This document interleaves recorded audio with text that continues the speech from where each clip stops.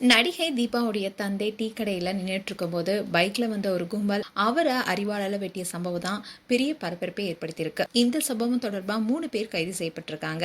சின்னத்திரை மட்டும் இல்லாம திரைப்படங்களையும் துணை நடிகையா நடிச்சிட்டு வரவங்க தான் தீபா. மாயாண்டி குடும்பத்தார், கடைக்குட்டி சிங்கம் போன்ற பல படங்கள் நடிச்சிருக்காங்க. சின்னத்திரை சீரியலும் நடிச்சிட்டு இருக்காங்க. இவங்களுடைய அப்பா தான் புலவர் கணேசன். இவருக்கு வயது 70. இவர் தூத்துக்குடி பக்கத்துல இருக்க முத்தையாபுரம் பஜார்ல டீ கடை பக்கத்துல நின்று இருக்கும் போதுதான் முன்விரோதம் காரணமா மர்ம நபர்கள் அவரை அறிவாளால சரமாரியா வெட்டி தாக்கியிருக்காங்க. இதுல புலவர் கணேசன் பலத்த காயமடைஞ்சிருக்காரு. இதை பார்த்ததுமே பக்கத்துல இருந்த ஒருத்தர் தடுக்க முயன்று இருக்காரு. ஆனா மர்ம நபர்கள் அவரையும் வெட்டியதுனால அவருடைய கையிலையும் வெட்டு காயம் பட்டிருக்கு.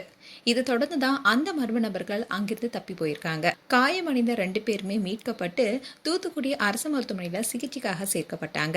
அங்க அவங்களுக்கு தீவிர சிகிச்சை அளிக்கப்பட்டு வருது. இது குறித்து முத்தியாபுரம் போலீசார் வழக்கு பதிவு செஞ்சு விசாரணையும் நடத்திட்டு வராங்க.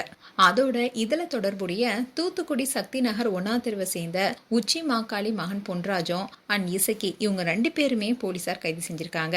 இதை தொடர்ந்து கார்த்திக் என்பவரையும் கைது செஞ்சிருக்காங்க. அதோட தலைமறைவா இருக்கிற 2 பேரை போலீசார் தீவிரமா வலைவீசி தேடிட்டு வராங்க.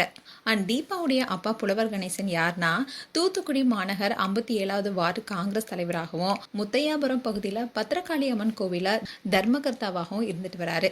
இந்த கோயில்ல சிறந்த நிர்வாகத்தை வழங்கிட்டு இருக்கிறதுனாலேயே அந்த பகுதி மக்கள் மத்தியில பாராட்டு பெற்றிருக்காரு. காமராஜருக்கு சிலை அமைக்கும் பணியில மும்முரமா ஈடுபட்டு வராரு. இதை தொடர்ந்துதான் கோயில் நிர்வாகம் அண்ட் காமராஜர் சிலை அமைக்கும் பணியில ஈடுபட்டுள்ள அவருக்கும் அதே பகுதியை சேர்ந்த சிலருக்கும் முன்விரோதம் இருந்ததா சொல்லப்படுது.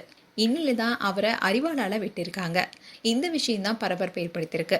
அதோட தீபாவுக்கு மிகுந்த மன உளைச்சலையும் கொடுத்திருப்பதாகவும் அவங்க அப்பாவுக்கு நடந்ததை நினைச்சு ரொம்பவே வருத்தப்பட்டு வருவதாகவும் இதை தொடர்ந்து தீபா தான் இப்போ அவங்க அப்பாவுக்கு சப்போர்ட்டா இருந்துட்டு வராங்க. மேலும் உங்களுடைய கருத்துக்களை கமெண்ட் செக்ஷன் சொல்லுங்க. இது போன்ற வீடியோஸை பார்க்க நியூஸ் தமிழ் கிட்ஸ் சப்ஸ்கிரைப் பண்ணுங்க. மறக்காம நோட்டிபிகேஷன் பட்டனை கிளிக் பண்ணுங்க.